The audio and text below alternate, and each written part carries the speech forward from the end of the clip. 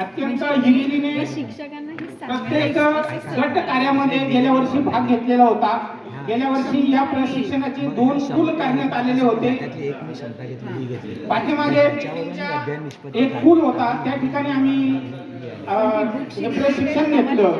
प्रत्येक गट कार्याच्या वेळी सर नेहमी पुढे असायचे आणि हिरिरीने सहभाग घ्यायचे।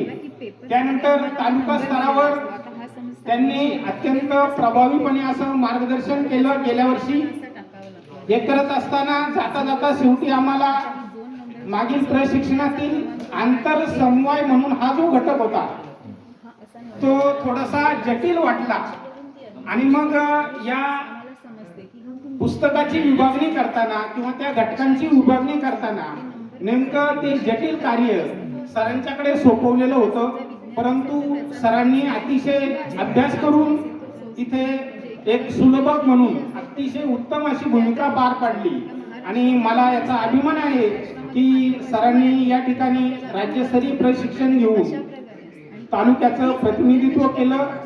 उद्या जेव्हा आम्ही तालुका स्तरावर सुलभक म्हणून भूमिका पार पाडणार आहोत त्यावेळेस देखील सर आम्हाला सुलभकांचे मार्गदर्शक म्हणून आमच्या पाठीशी नक्कीच उभे राहा अशी मी आशा व्यक्त करतो आणि मी माझं मनोगत या ठिकाणी थांबवतो। धन्यवाद।